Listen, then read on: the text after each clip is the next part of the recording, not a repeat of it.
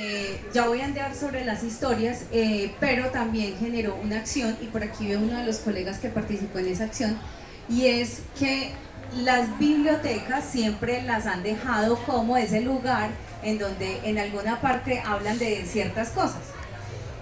Dentro de un colectivo que se llama un colectivo de apropiación social de la memoria histórica, pudimos decir la importancia de que las bibliotecas participaran en ello. Entonces no solamente hicimos unos procesos de desarrollo de colecciones, de formación de usuarios, de actividades con las comunidades, sino que también se pensó y también generamos procesos de debate y discusión académica en torno a la memoria histórica desde los espacios bibliotecarios.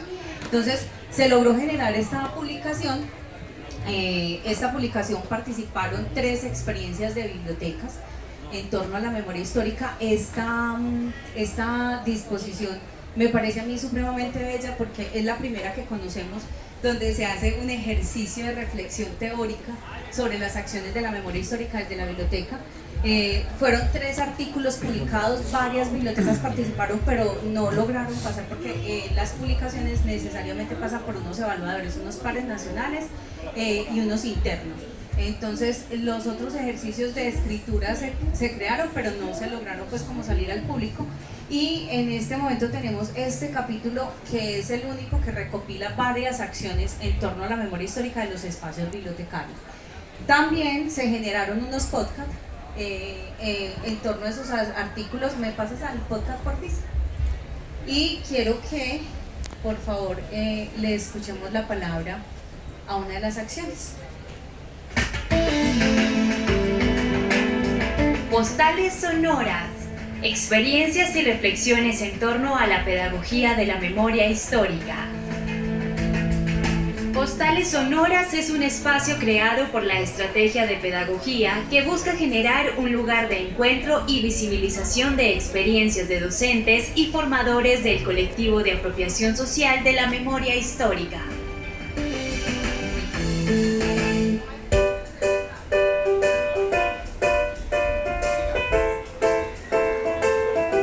Un saludo para las personas que escuchan el podcast.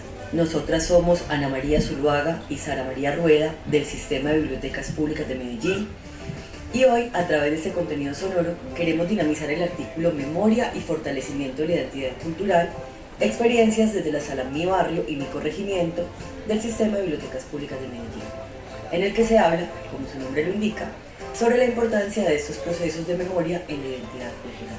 Listo, Y también de unos espacios que están presentes en las bibliotecas. Gracias. Esto generó también una disposición de poder conectarnos desde lo académico, desde la reflexión, que tampoco es fácil, porque cuando nosotros hacemos, no, la anterior, por favor. No, es la que sigue.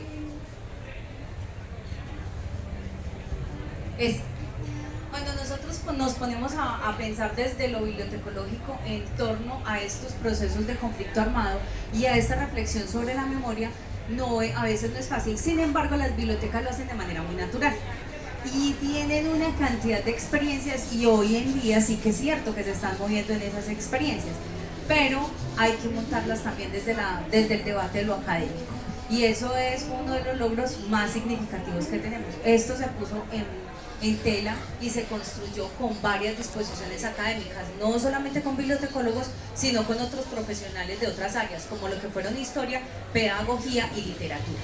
Entonces, eso me parece supremamente significativo del trabajo que se ha venido realizando.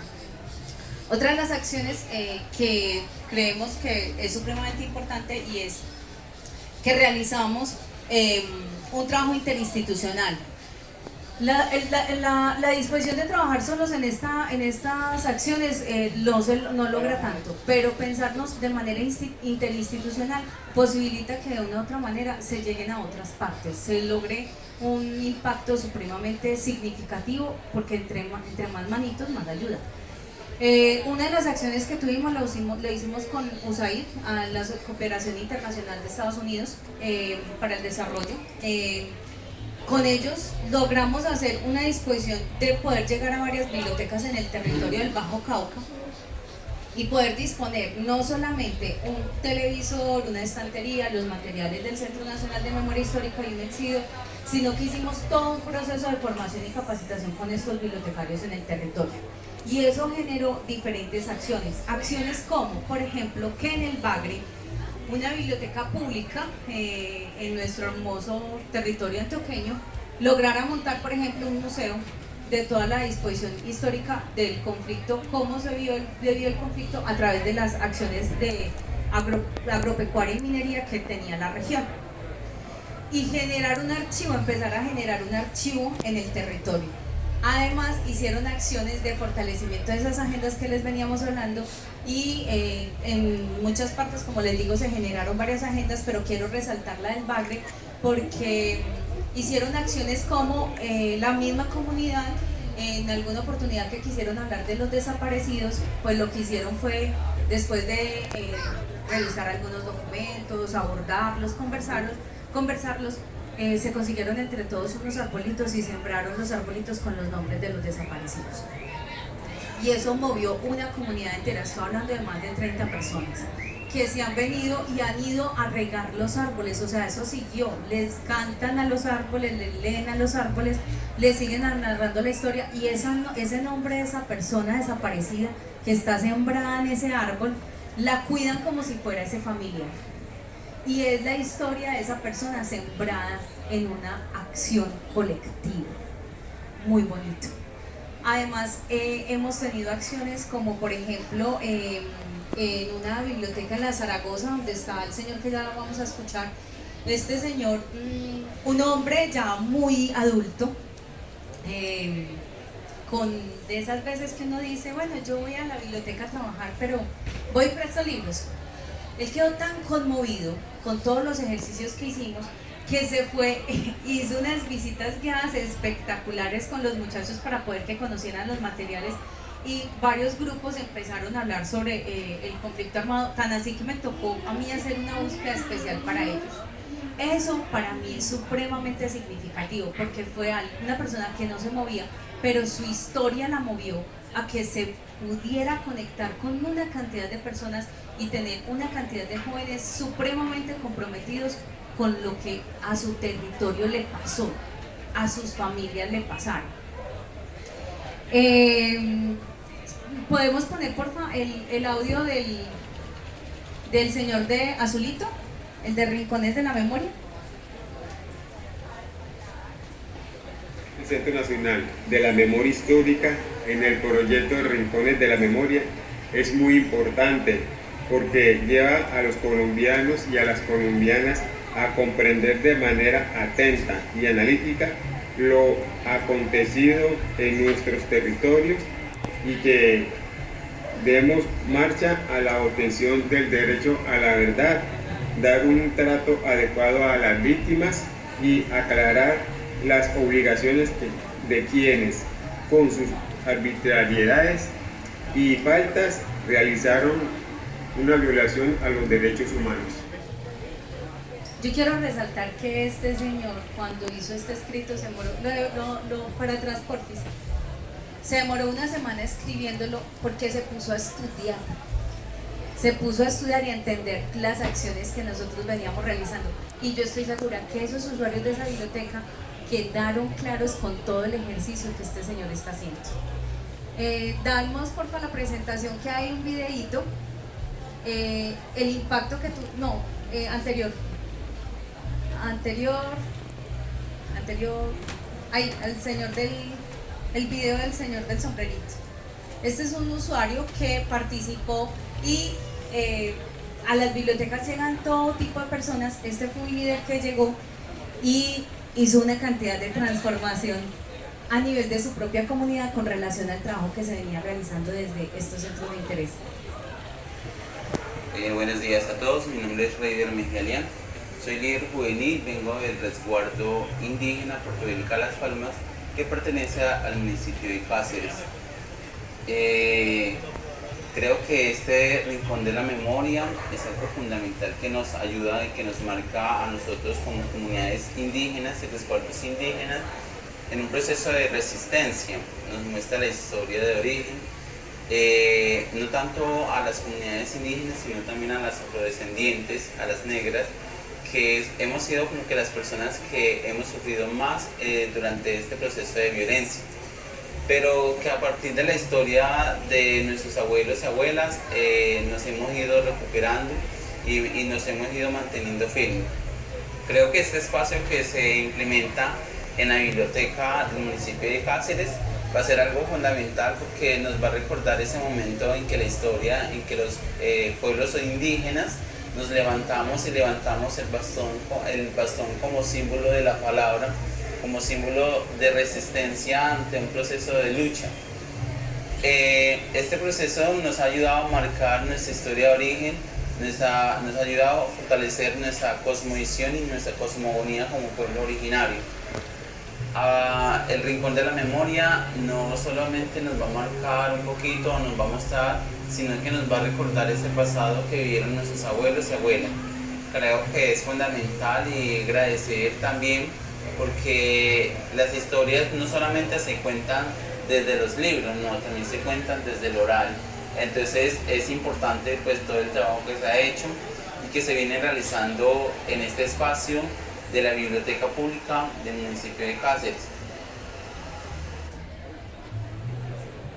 Nos encontramos en el territorio con una cantidad de comunidades que nos mostraron la palabra, pero sobre todo nos enseñaron la escucha, la importancia de la escucha. Una de las acciones fundamentales para poder enfrentar todo esto del conflicto armado se marca en la escucha, y nos lo repetían de muchas maneras. Nos lo repitieron cantando, nos lo repitieron bailando. Dentro de ese ejercicio que tuvimos en el Bajo Cauca antioqueño, se vieron las comunidades tan comprometidas que montaron coreografías, hicieron tertulias y incluso hicieron en una chalupa se fueron por el río para llevar unos libros a otro lugar, y lo que terminaron fue, los libros se quedaron en la chalupa. Los libros nunca llegaron. Porque se bajaron todos a hablar y estaban tan felices contándose en los dolores, sanando, escuchando, haciendo música, tejieron. Los libros se quedaron en la chalupa, pero la palabra no. Y ahí nos marca una gran diferencia. Son las voces escuchadas de muchas maneras. Una voz escuchada a través de un tejido es una cosa bellísima y es una cosa supremamente fuerte. Ya y sí, le pasamos por favor.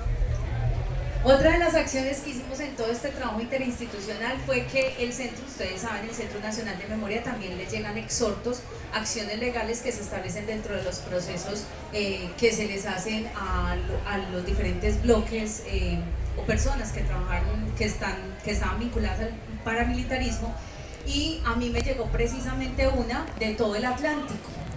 Entonces el exhorto decía que teníamos que trabajar en todo el Atlántico, y yo lo primero que dije, pues lo que hay en todas partes es bibliotecas, vámonos a trabajar con las bibliotecas, y las bibliotecas nos hicieron una recepción supremamente bella. En todas las acciones que mostramos de bibliotecas siempre van a tener esos tres momentos: desarrollo de colecciones, formación de usuarios y rutas de acción. En esta en particular fue supremamente bella porque fue la primera acción que tuvimos al unísono.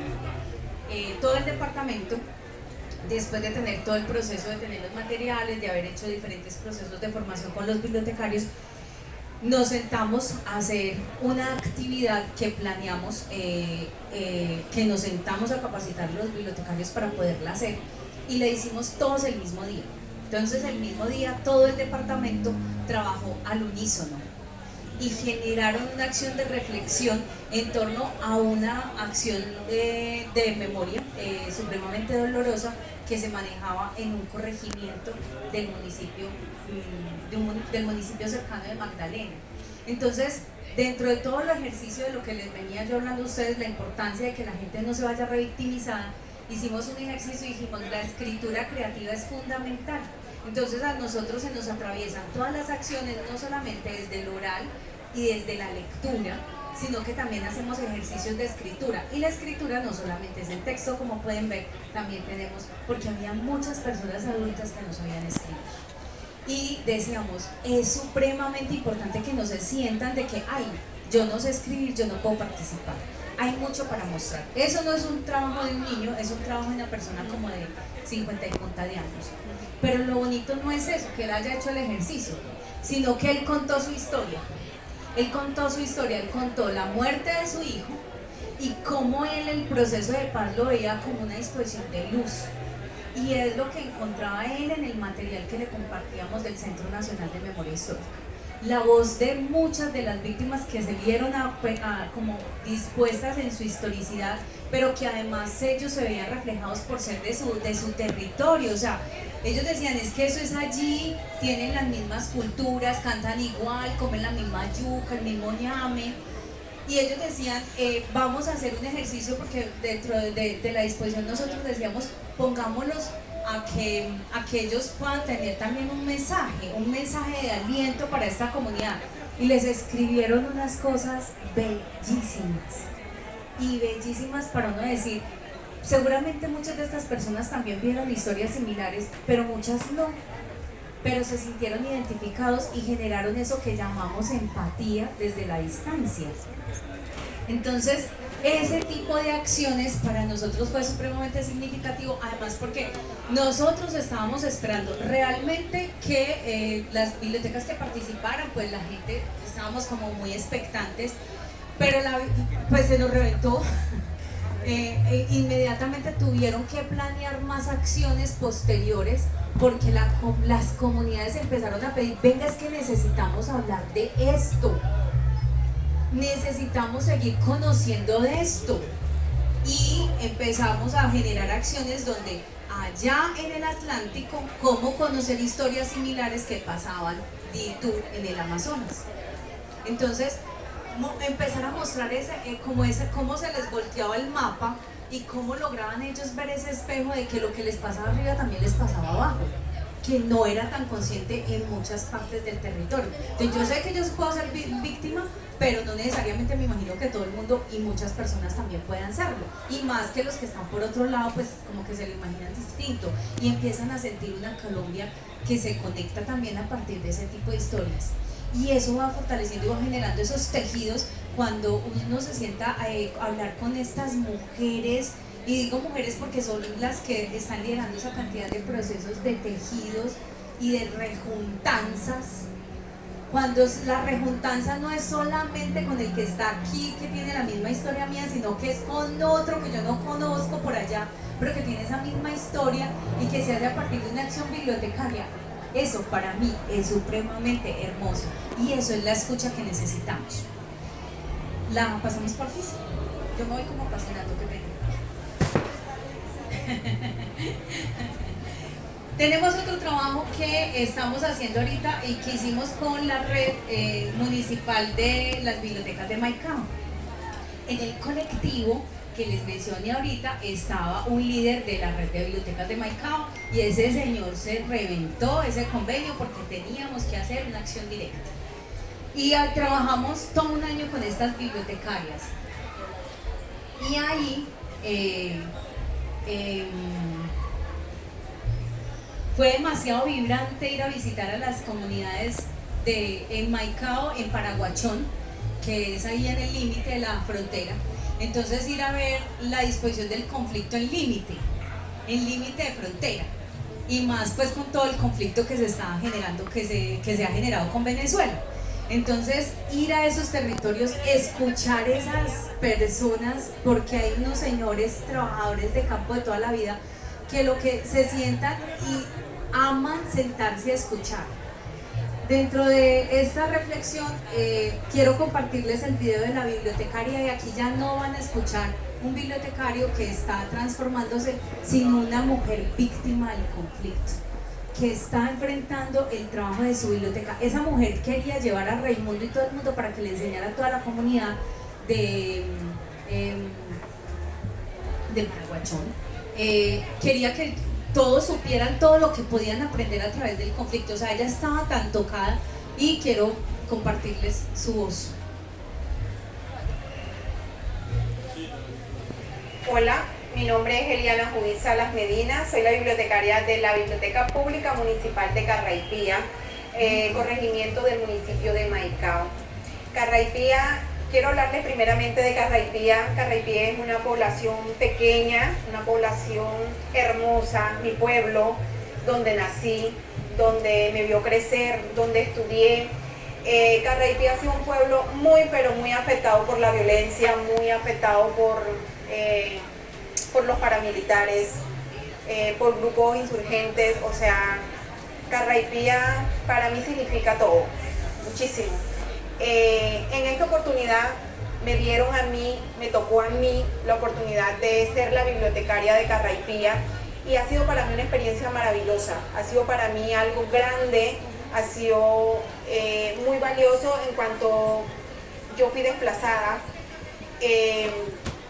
Nos tocó huir mucho tiempo de Carraipía por la violencia y llegar a la biblioteca, y a partir de ese momento, desde el año pasado, créanme que los libros han cambiado mucho mi vida, muchísimo. Servir a la comunidad me ha gustado bastante, y ahora que tuve la oportunidad de estos talleres con el Centro Nacional de Memoria Histórica, exactamente con el conflicto armado, me ha tocado mucho el corazón, me ha tocado mucho mi sensibilidad como mujer, como persona, y pienso de que puedo brindarle mucho a mi comunidad. En los talleres han sido muy, pero muy crecedores para mí, para mi experiencia como bibliotecaria, como persona, como víctima, y siento que puedo apoyar mucho y que puedo aportarle mucho a mi comunidad, sobre todo con los libros, con esas enseñanzas tan bonitas que le dejan a uno esos libros, porque tuve la oportunidad de hojear muchos, incluso tengo en mente leer varios, y quiero hacerle como saber a mi comunidad y a muchas personas de qué se trata y cuál es el convenio que hay entre las bibliotecas y el Centro Nacional de Memoria Histórica, qué le puede brindar las bibliotecas a esas personas que han sido tocadas por la violencia. Entonces, yo pienso que esos libros hablan por sí solos, esos libros hablan, le pueden explicar muchas cosas a las personas que han sido muy tocadas desde cerca la violencia. Me parece que podemos hacer muchas cosas con los libros. Por lo menos ayer me pidieron 2 libros prestados. Allá se utiliza mucho el servicio de préstamos externos de libros, y me pareció espectacular ver prestados esos 2 libros, porque fueron 2 libros maravillosos que yo sé que a esas 2 personas que se les entregaron esos libros van a hacer buen uso de él. ¿El por qué? Porque son personas que todavía siguen con interrogantes, preguntando el por qué y de dónde vino tanta violencia, de dónde salió tanta maldad en muchas personas.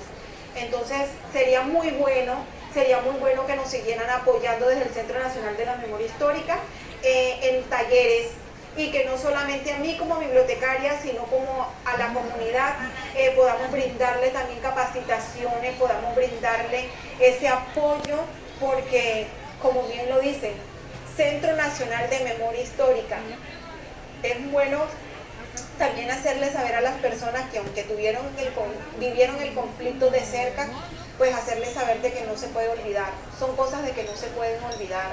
Uno todo el tiempo debe recordar esas cosas, esos momentos difíciles, porque eso nos va a ayudar a nosotros más adelante, y sobre todo cuando somos madres, cabezas de familia.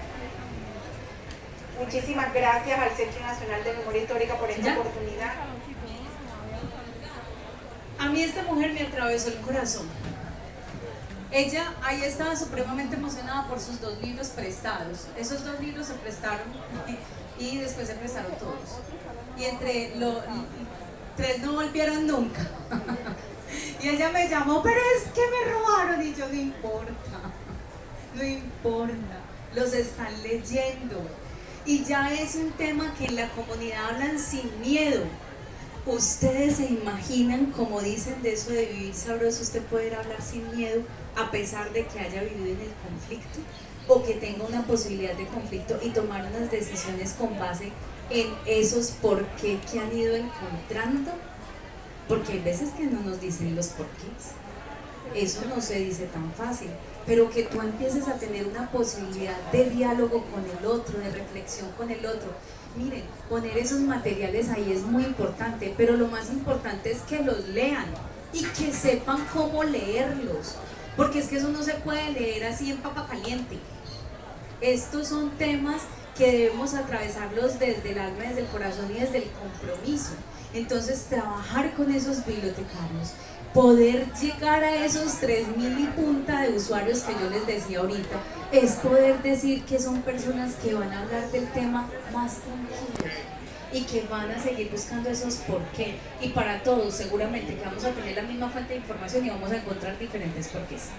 Pero cuando nos sentamos a hablar, cuando es la palabra la que nos atraviesa, la que nos va tejiendo, vamos generando no solamente esos constructos académicos, esas reflexiones, sino que vamos generando comunidad y vamos levantando nuestra historia.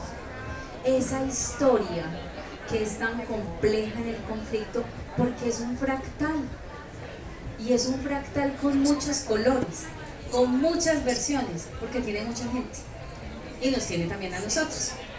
Entonces, pudimos hacer obviamente trabajo con la comunidad así como lo venía haciendo, como lo pensaba ella. Obviamente los bibliotecarios en el territorio rotan mucho, entonces es volver a empezar y no podemos dejar de volver a empezar. Hay que seguir haciendo porque eso la misma comunidad va exigiendo, la comunidad va pidiendo que eso se vaya haciendo. Pasamos por FIS. Tuvimos también un trabajo súper bello y esto fue con un tipo de biblioteca totalmente diferente porque fue con biblioteca universitaria. Entonces aquí ya nos cambió la profe. Aquí ya nos cambia la perspectiva porque no es hablar con la disposición y no es que la gente no sea víctima, porque si hay algo que está lleno en la universidad es de estudiantes y los estudiantes viven en el territorio.